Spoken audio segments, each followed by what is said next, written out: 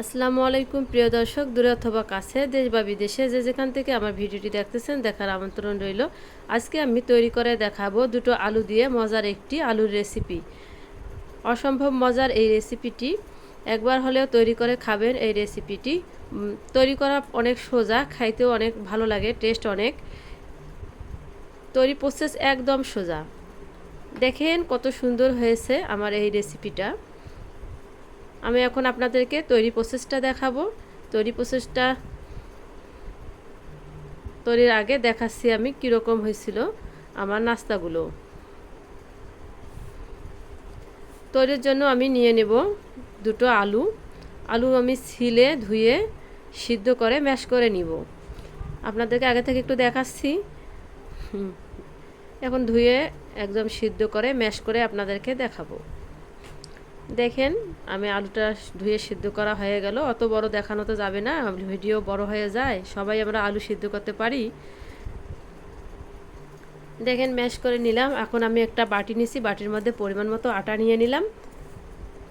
ময়দা অথবা আটা আপনারা দুটোর একটা নিতে পারেন, সমস্যা নাই। নিয়ে নেব থেতো করা পেঁয়াজ, রসুন বাটা, কাঁচামরিচ বাটা, আদা বাটা। বাটা না, এগুলো থেতো করে নেওয়া, সবগুলোই আমি থেতো করে করে নিয়েছি। এখন দিয়ে দিব গরম মশলা গুঁড়া, আর কালারের জন্য দিয়ে দিব হলুদের গুঁড়া। দেখেন আমি কতটুকু হলুদের গুঁড়া দিলাম, একদম বেশি দিতে যাবেন না, কালারের জন্য যতটুকু লাগে আর কি। আর দিয়ে দিব সামান্য পরিমাণ তেল।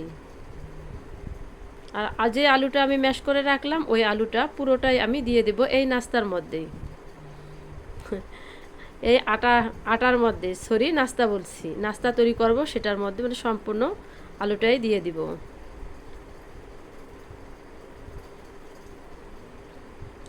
হাত দিয়ে সুন্দরভাবে আমি মেখে নিব।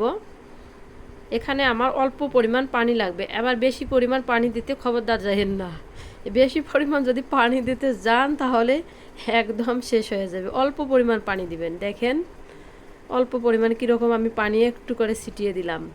অল্প পরিমাণ পানি দিয়ে আপনারা সুন্দরভাবে মজবুত একটা ডো তৈরি করে নেবেন।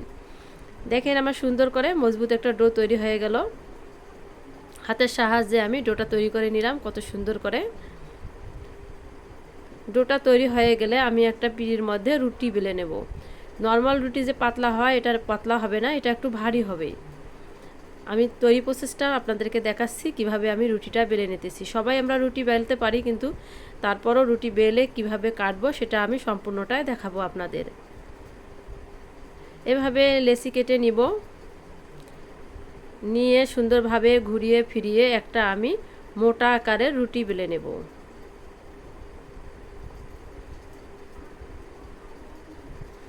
রুটিটা আপনার সুন্দর না হলেও হবে, টেরা বাঁকা হলেও চলবে, কারণ আপনারা কাটবেন, অতটা সুন্দর হওয়া জরুরি না।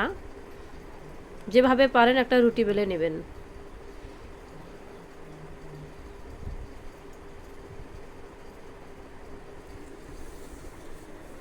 রুটিটা বেলা হয়ে গেলে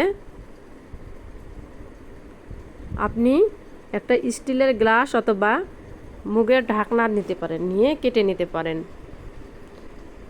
ডিব্বার মুখে ঢাকনা দিয়েও কাটা যায়, আমি স্টিলের গ্লাস দিয়ে আপনাদেরকে কেটে দেখাচ্ছি।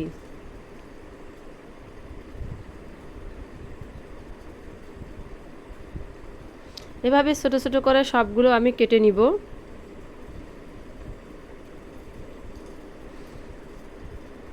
সবগুলো নাস্তায় আমি এভাবে ছোট ছোট করে কেটে নিব আলুর এই নাস্তা রেসিপিটি।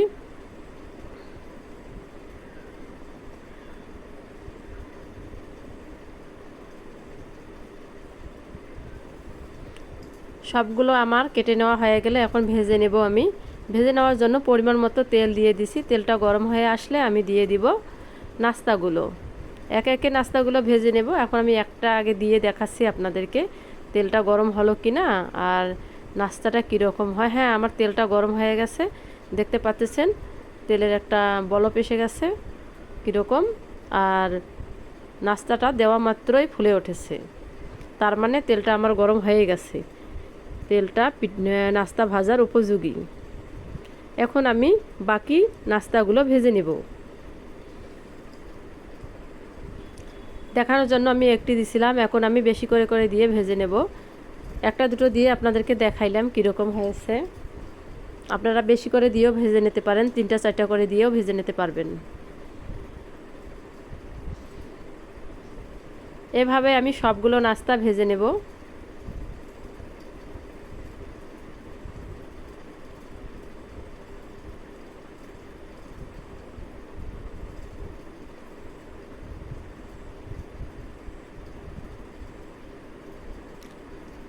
দেখেন আমি কিভাবে সবগুলো নাস্তা ভেজে নিলাম, এভাবে নিয়ে তেল ঝরাই নিলাম। আর কতটা ফুলকো ফুলকো সুন্দর হয়েছে আমার নাস্তাগুলো, দেখে মনে হচ্ছে খাই খাই একদম। আমার ভিডিওটি ভালো লাগলে অবশ্যই অবশ্যই একটা লাইক করে দেবেন, একটা কমেন্ট রাখবেন, আর একটি শেয়ার দিয়ে পাশে থাকবেন। এরকম নিত্য নতুন ভিডিও পেতে চ্যানেলটি সাবস্ক্রাইব করে রাখবেন। আমার ভিডিওটি ভালো লাগলে এ পর্যন্তই। আল্লাহ হাফেজ।